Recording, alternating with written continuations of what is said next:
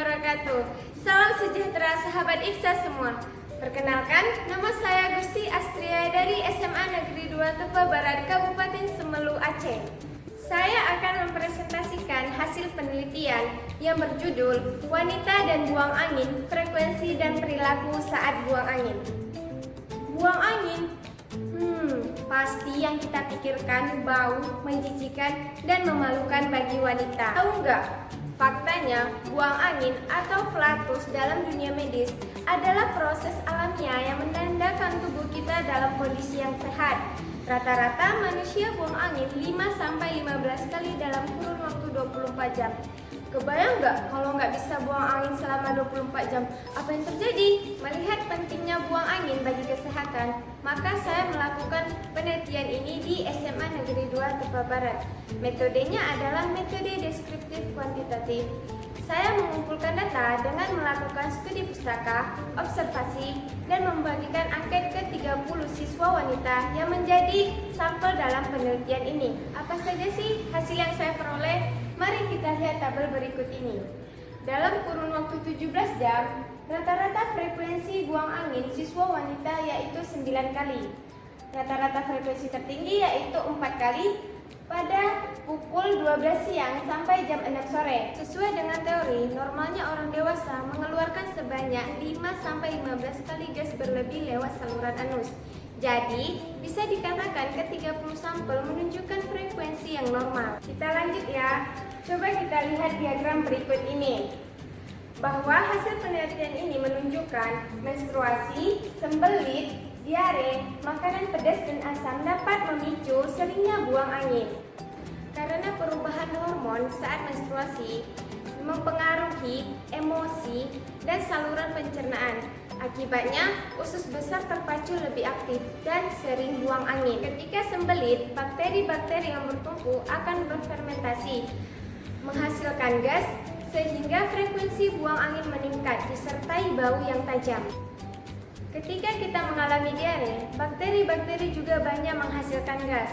Ketika dikeluarkan lebih terasa hangat. Siapa nih pecinta makanan pedas dan asam? Tahu nggak, makanan pedas dan asam dapat memicu asam lambung meningkat sehingga terbentuklah gas di perut sebagai kentut yang terasa panas. Nah, sekarang kita bahas perilaku wanita saat ingin buang angin. Apa nih pilihan kamu ketika ingin buang angin? Saat belajar di kelas, bersama teman, bersama orang tua, bersama teman pria, di kendaraan umum, dan di saat sendiri. Coba deh perhatikan diagram di samping. Berdasarkan hasil penelitian yang saya lakukan, saat belajar di kelas, siswa wanita cenderung lebih memilih pergi jauh karena malu, menghargai guru, takut ditertawai teman, dan perlunya bersikap sopan. Saat bersama teman, 57% siswa wanita lebih memilih langsung keluarkan saja saat ingin buang angin dengan alasan kebiasaan bersama teman dan saling memahami. Nah, bagaimana kamu dengan sahabatmu? Bagaimana kalau kamu sedang bersama orang tua? 83% siswa wanita lebih memilih pergi jauh saat ingin buang angin dengan alasan kurang sopan ketika bersama orang tua. Nah, ini juga menjadi kebiasaan saya di rumah. Nah, bagaimana nih kalau lagi bersama teman pria? Hasil penelitian, 33% siswa wanita memilih pergi jauh, 30% memilih mengeluarkannya, dan 37% mampu menahannya. Wah, juara nih yang mampu menahannya. 60% siswa wanita memilih langsung keluarkan saja saat ingin buang angin daripada ditahan-tahan dengan alasan diam-diam tidak mampu menahannya dan banyak bau-bau lainnya di dalam kendaraan umum. Jadi tersamarkan. Saatnya bebas melakukan banyak hal, termasuk bebas buang angin tanpa merasa malu. 100% siswa wanita memilih langsung keluarkan saja saat ingin buang angin. Sengaja buang angin memang kurang ajar, namun tidak melanggar hukum di Indonesia. Sebaliknya, jika kamu sembarangan buang angin di sebuah negara di Afrika yang bernama Malawi, akan mendapatkan hukuman penjara dengan alasan mencemari udara. Nah, harus hati-hati ya sobat. Lihat kondisi dan situasi kamu saat ingin buang angin. Buang angin bukanlah hal yang memalukan. Salam sahabat IFSA 3.0.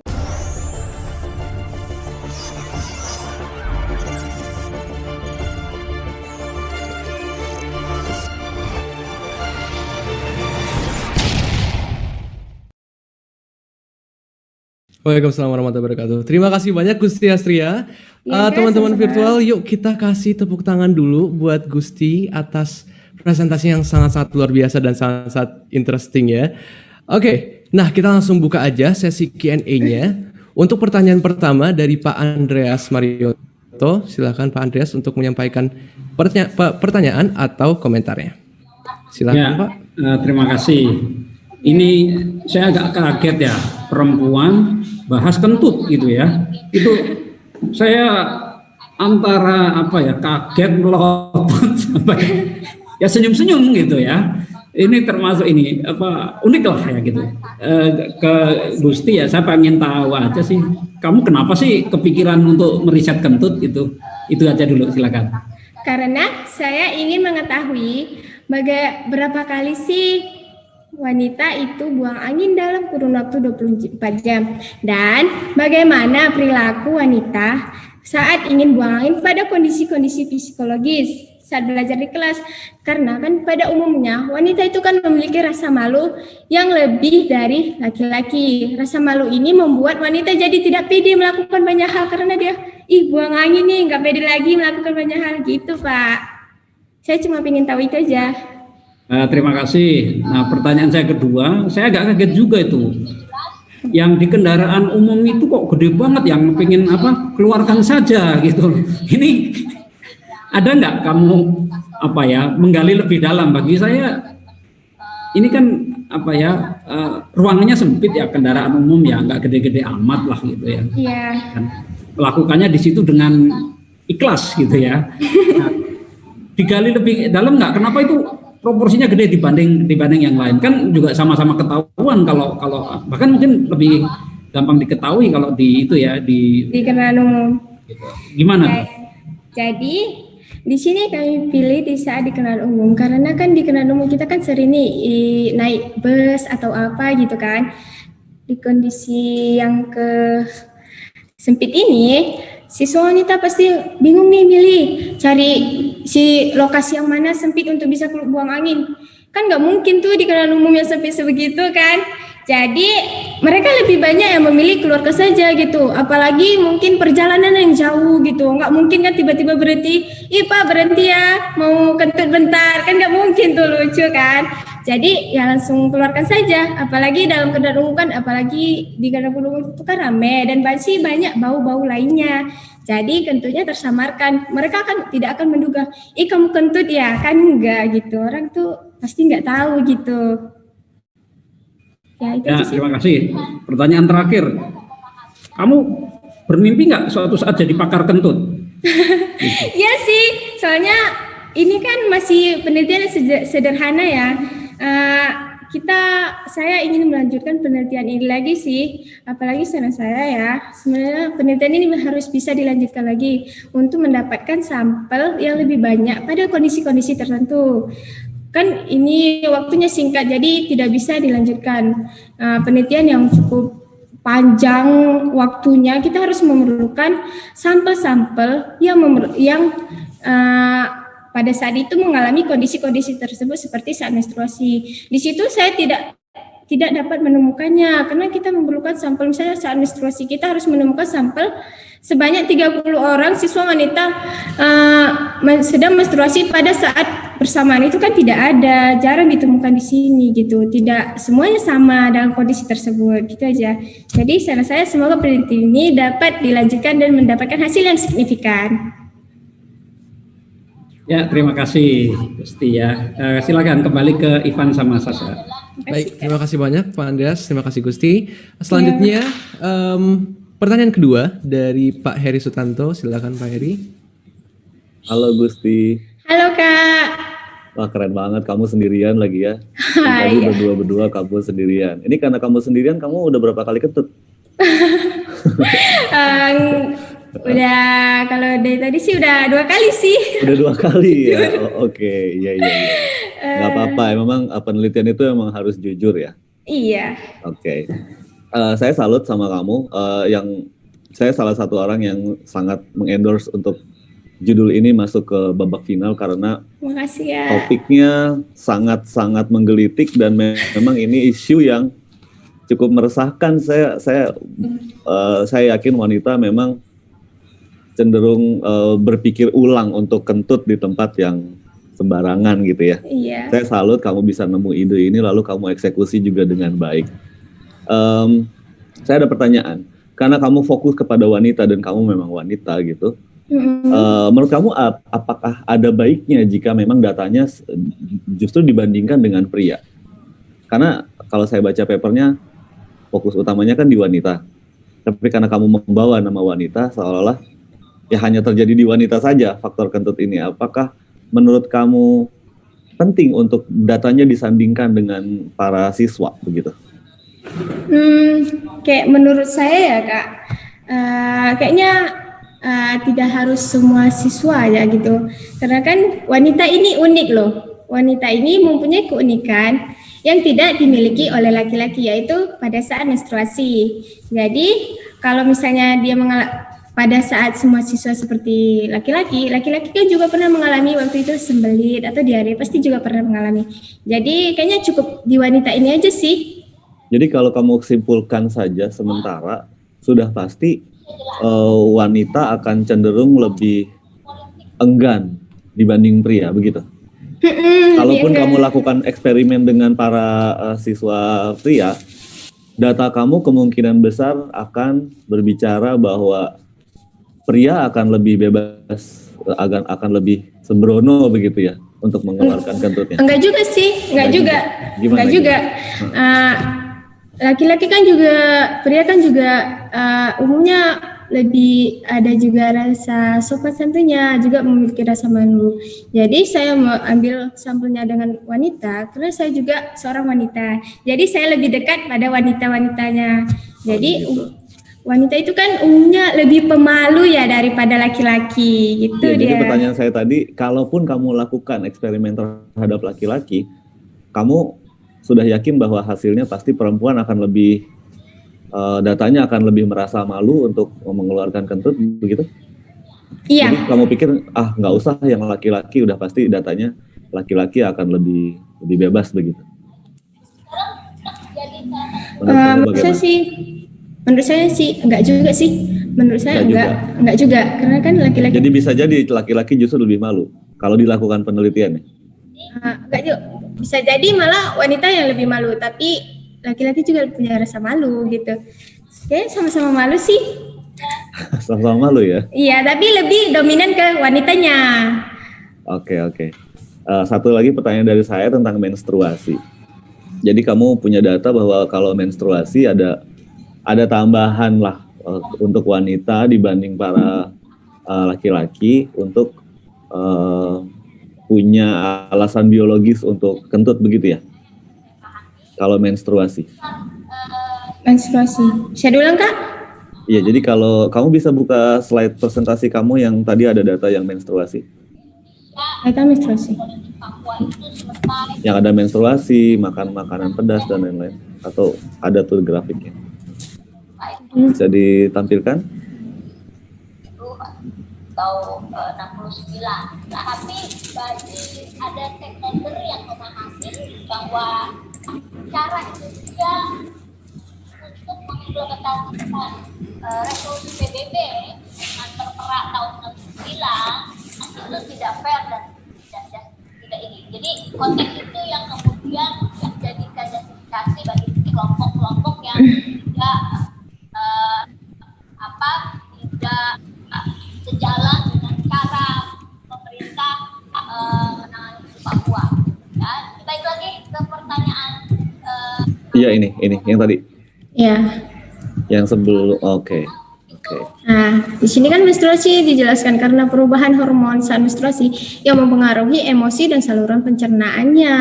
Oke, jadi intinya kalau menstruasi akan menambah faktor untuk ingin buang angin begitu.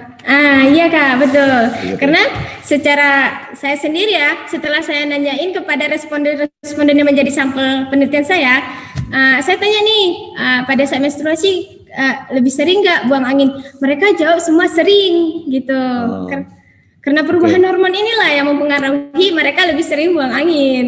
Oke, jadi tapi bukan karena menstruasi lalu lebih lebih ada gasnya, lalu perempuan jadi suka lebih ngegas ya kalau menstruasi, bukan ya? Bukan Kak. Bukan. Oke, terima kasih Gusti Astria. Oke, sama-sama. Selamat, kamu dari perwakilan dari Aceh ya? Iya. Aceh, salam juga buat teman-teman dan guru di Aceh. Iya Kak. Selamat. Ya, terima kasih MC, silakan. Oke, terima kasih banyak Pak Eri, terima kasih juga Gusti. Selanjutnya pertanyaan terakhir dari Pak Abdullah Muzi Marpaung. Kepada Pak Muzi, dipersilakan. Baik, terima kasih Ivan. Selamat ya Gusti Astria sudah masuk grand final dengan topik yang menggelitik. Pertanyaan saya pertama adalah tadi itu yang di saat dalam ruang kelas itu banyak yang pergi menjauh ya.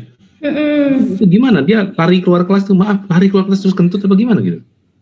Ya pada umumnya sih wanita kan ya pas saat ingin buang angin pasti dia merasa malu, takut ditertaui sama temannya, apalagi sampai dibully gitu kan. Jadi mungkin dia pas lagi belajar itu, Bu permisi ya Bu keluar gitu, tapi dia nggak bilang dia mau apain gitu. Itu sih. Oh gitu ya? Ya. Tapi nggak sampai berulang-ulang sih permisinya, nggak mungkin kentutnya berulang-ulang kali. Iya, tapi kan tadi antara jam-jam siang itu kan frekuensinya tuh tinggi tuh ya, 40% ya kalau nggak salah ya. Iya. Jadi kemungkinan itu kan justru di ruang kelas itu terjadinya kan?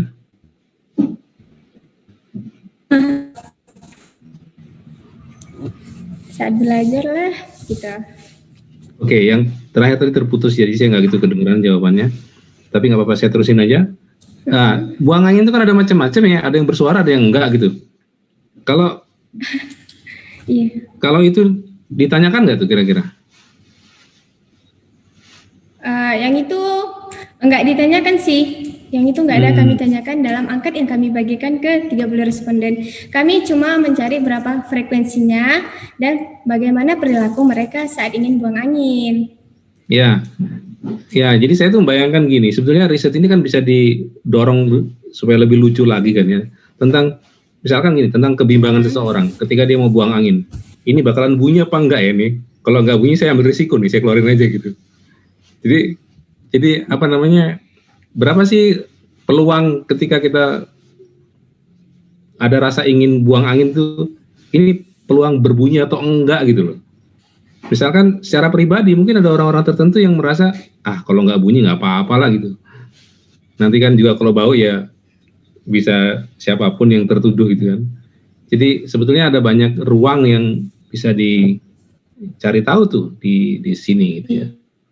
Benar sih Pak, benar. Itulah saya perlu penelitian lebih lanjutnya lagi. Semoga penelitian ini dapat dilanjutkan gitu. Jadi kita bisa tahu nih apakah pada kondisi-kondisi ini dia bisa nggak perkirain kentutnya ngeluarin bunyi atau gimana gitu. Ya, kemudian pertanyaan berikutnya adalah itu tadi respondennya usianya sama ya kira-kira ya? Enggak, usianya berbeda-beda Pak. Berbeda-beda? Usianya berbeda-beda. Ya. Oke. Kami mengambil sampel itu dari seluruh siswa wanita di SMA. Itu pun sampelnya yang kami ambil dari kelas 10, 11, dan 12. Oke. Dilihat nggak antara perbedaan usia itu ada perbedaan juga nggak dalam soal buang angin ini? Nggak ada perbedaan sih Pak. Soalnya sama aja gitu. Frekuensi rata-rata mereka buang itu hampir sama-sama gitu. Nggak ada karena usia buang anginnya sekian gitu. Nggak ada perbedaan. Enggak, maksudnya tentang karakteristiknya. Mungkin kalau sudah lebih gede kan udah lebih terbiasa, jadi udah lebih berani untuk mengeluarkan gitu kan, atau gimana gitu. Kalau frekuensi sama aja. Usia di sini sih sekitar 16 sampai 18 tahun sih. Itu sih mungkin membuat frekuensinya jadi sama. Jadi sama-sama gitu dari usia 16 sampai 18 tahun itu. Oke, saya kira itu aja pertanyaan dari saya. Terima kasih. Oke, baik, terima kasih banyak Pak Muzi.